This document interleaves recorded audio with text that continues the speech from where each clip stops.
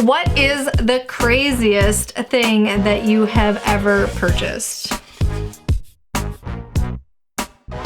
What have I done? Look at this! Oh, dearie me. Hi everyone, welcome to Tea with Jan. I am Jan. Today we are just gonna have a quick little chat and I'm gonna show you the crazy thing that I bought. Here it is. If you don't want to talk anymore, just skedaddle.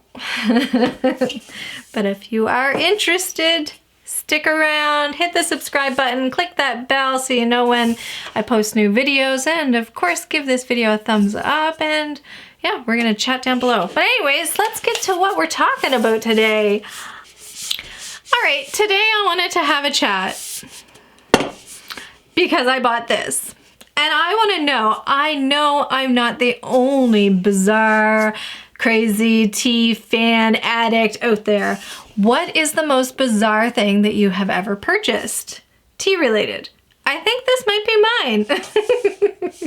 This is not something that a normal person buys, right? This is something that a tea addict buys.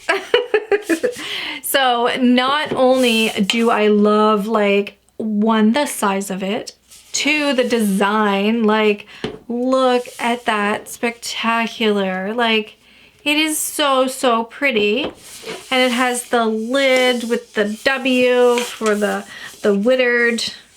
And then the thing about this one, and I'm gonna try to not be so noisy, is that this comes off and you can tag whatever you want. But inside this, once we get it open, the lid comes off, then this here little piece comes off, and then tea! The best thing about it though, or the best thing that I think about it, is that they've filled it with bags of tea so that it's not like, you know, you open it up and everything's gonna go stale. So, you know, you could take one to the office, and you could take one to your other office, and you could take one to your friend's office, and you could take one to your neighbor, and maybe your postal worker, and then maybe, you know, put one in your own kitchen. There's a lot of tea. But then it is a beautiful tin. I love it. I love it, I love it, I love it. So let's get these back in there. So, so beautiful. Let's actually open this up. It's English breakfast. There's supposed to be a total of 250 bags of tea in here. Look at that. A nice paper tea bag. That's just perfect. English breakfast. That is wonderful. Like when you know, put that in your cupboard, you got that. Wonderful. I'm gonna stop with the clinkling because I'm sure that that's not fun. How beautiful is this though? And then someday I'm gonna have what I want behind me, and this is gonna be displayed on it with love. I thought we'd also chat. I know I've been asked before, how did you get into tea? What, you know, made tea your thing and all of that jazz? And I guess when I was younger, I started working at the place that I'm at right now. Actually, I started when I was 17, and everybody was drinking coffee, and I couldn't even handle the smell of coffee. I was just like, blah. Awfulness. So I wanted something warm and comforting and ritualistic.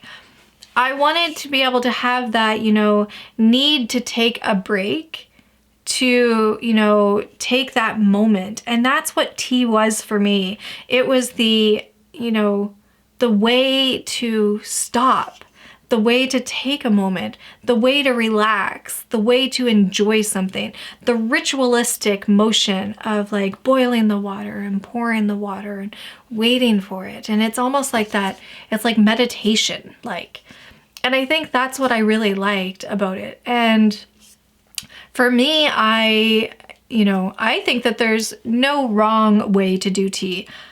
I know you'll probably see videos where I'm like, you should do it this way, you should do it that way. I love researching and understanding the history behind something and the reasons why. So it's like when they're like, oh, you shouldn't stir in a circle, you should stir back and forth.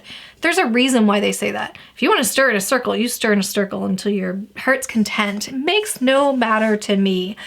I think as long as we're all happy and healthy, all is well in the world.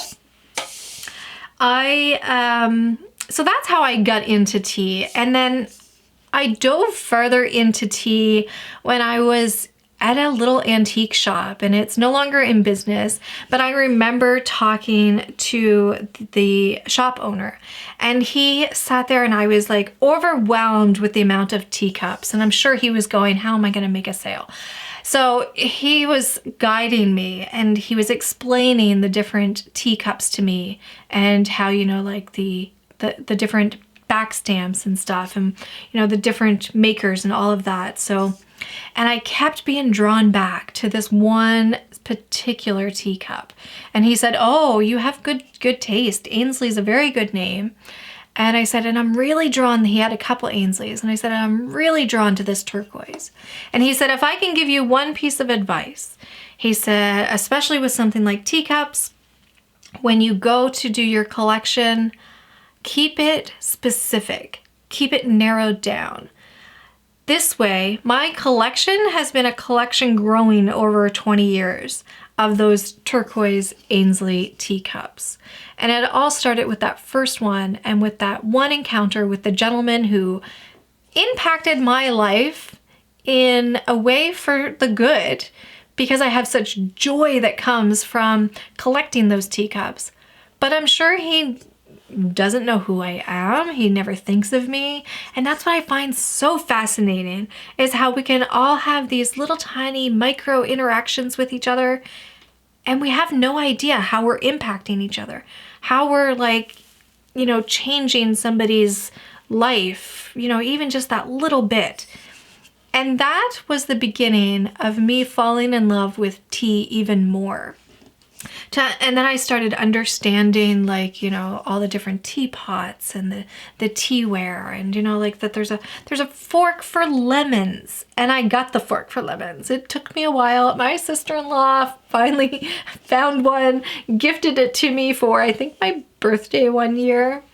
I don't put lemon in my tea, but I love tea parties, and I want to be able to have all the different little trinkets and the little things that go along with the tea service.